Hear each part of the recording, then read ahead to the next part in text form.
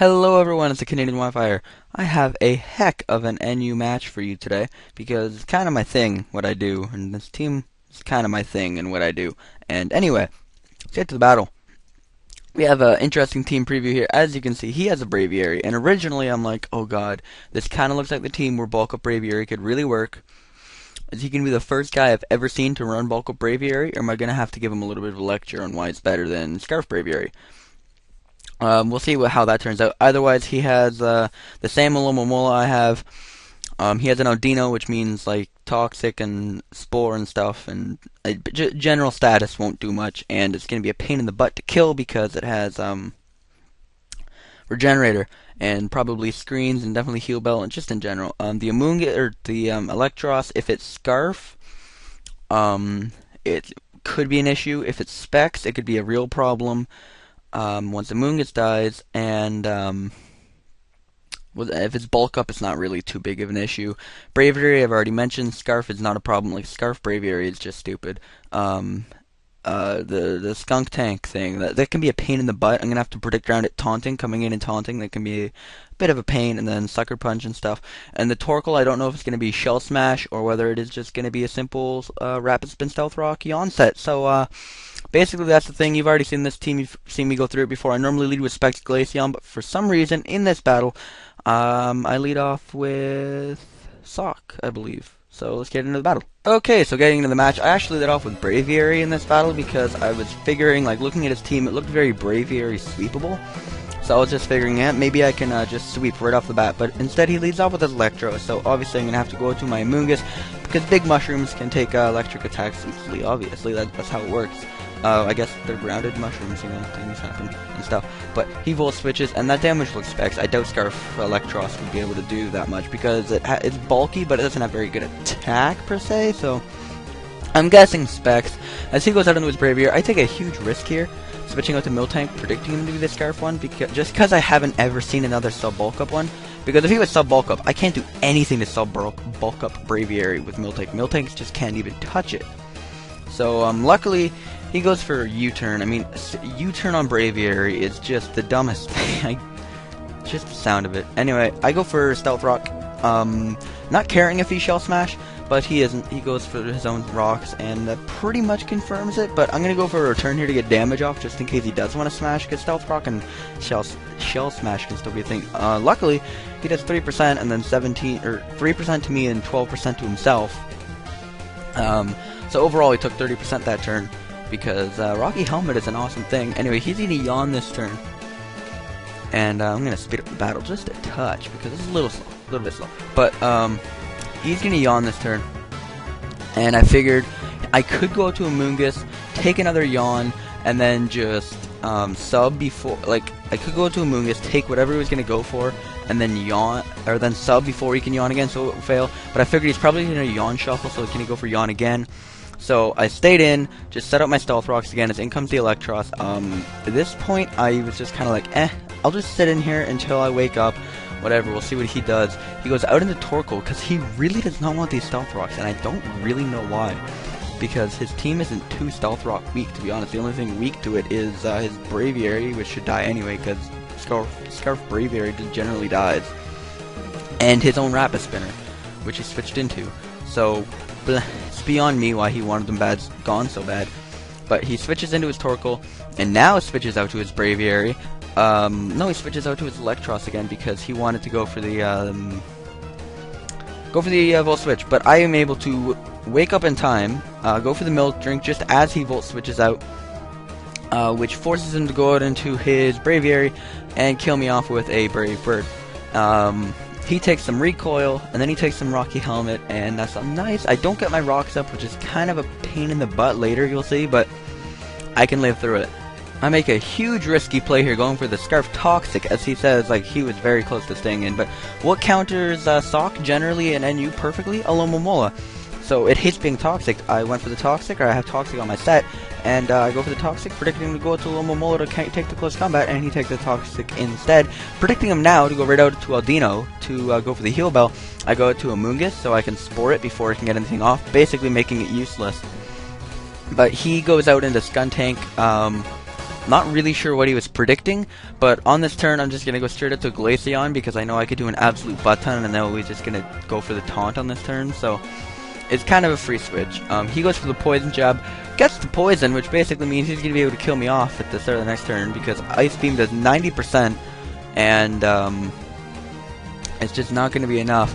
And the poison jab, because he got the poison, means Sucker Punch and poison jab are the same base power, so it would have only done 34%, which means that minus 12 there really killed my Glaceon, which is kind of a pain in the butt because now the Skuntank is still around, and I'm going to have to go out to Amoonguss or no, I go with the Sawk, sorry, because I outspeed it and I can scare it off just by going for the close combat, which I'm going to go for this time, obviously, because his Alomomola is already toxic because of the risky prediction earlier. Go for the close combat. It does like what every Adamant. By the way, I'm Adamant Sawk. I'm not Jolly, which comes into play later. I didn't even know that at the point this time. I thought I was a Jolly Sawk because I thought I knew what I was doing back when I made this team. But I'm Adamant Sawk, which allows me to 3 KO Alomomola as long as it switches into rocks or has some kind of damage on it, aka toxic. But he goes for the waterfall, brings me down to 23, which that does a lot. I'm not gonna, because I had 0.5 defense. I just wanted to stay in, force him out, because right now I could go for another close combat and kill him off, but I was figuring he might have the Aqua Jet, and I was really scared of that, so I was going to go straight out to Canada, because I could set up on it. But instead, he switches out and goes into Torkoal, which would have been 2 KO'd as well, and it would have been really nice to get this Torkoal out of here. But I'm able to go for the sub on the Torkoal, because I know he's not going to be able to yawn or break it with any kind of lava plume. He's going to have flamethrower or stronger to be able to break my sub, because I'm max special defense, max HP.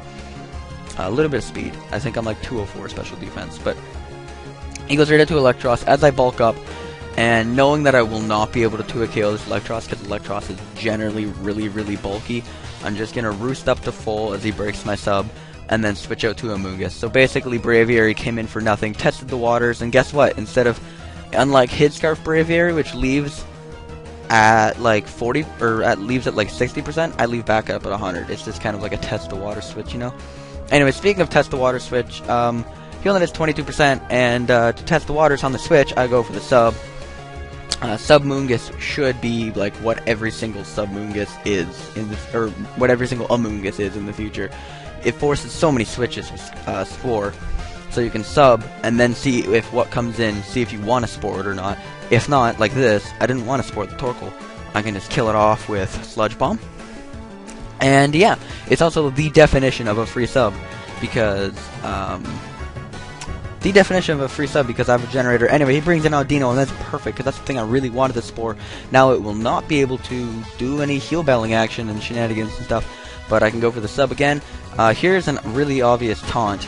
I'm not quite sure why he taunted me, considering I already told him I set in the chat, or he didn't taunt. Okay, he makes a good play, I'm assuming, because all Skuntanks taunt.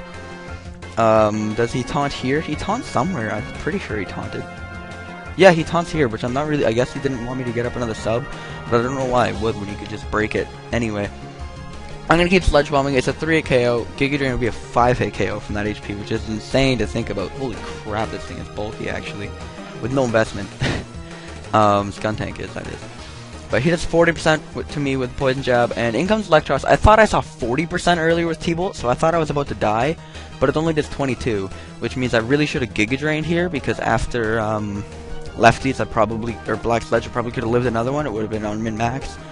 But instead, I just go for the Sludge Bomb, get off some big damage, and go right at the Sawk, because at this point, something is dying to this close combat.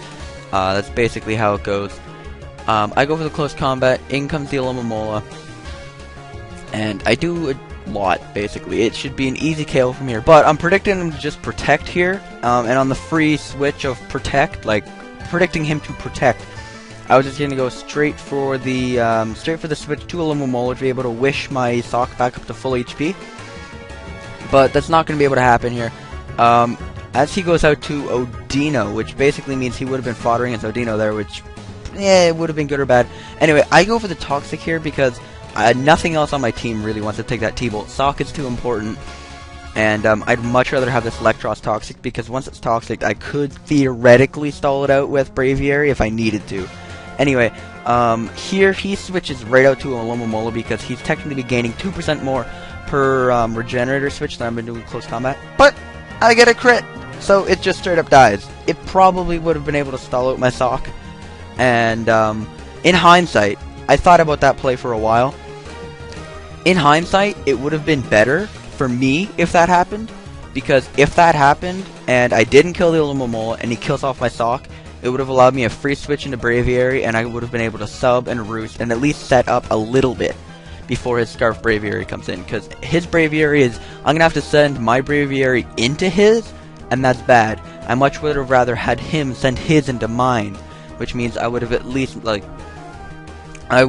had something up at that point, because that's what my Braviary does, as opposed to him, he just sweeps. So if he did kill me there, I would have at least had a sub or a bulk up, one of the two, probably a sub in case he wanted to go to Electros, and kill the Electros, or stall out the Electros as it dies slowly to Toxic, and the Odino I could have just set up on. So it would have been really good if I didn't kill the Alumamola, but because I crit it, he's able to go out to Braviary, and because I'm Adamant Scarf, not Jolly Scarf on this thing, he's able to outspeed me and kill me off with the Brave Bird, which surprised the heck out of me actually as well. I had to go and check it, but I'm running Adamant Scarf, which basically means it's GG, because he's just going to be able to outspeed me and kill off my Braviary. Nope, I live.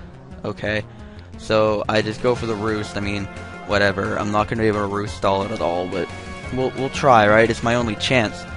But he gets a bigger damage roll on that one. I go for the Brave Bird to just take him out from that point. I thought I was going to die. I live with 1. I live the recoil with 1. Out comes Electros. I Roost up, and his T-Bolt only does 52.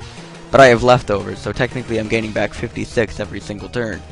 Which means, barring a crit or para, which mind you has a 16% chance per turn of happening, crit is 6, para is 10. I'm going to be able to win with Braviary again, after telling him in the chat earlier that bulkup Braviary is better. I just need one more turn of not getting parried, and I've won this. And guess what? He doesn't get it. Which basically means, out of my ass, I just pulled a Braviary sweep down 3-1. I'm going to be able to pull it all the way back to a 1-0 victory. Braviary, what are you doing in NU? You need to go.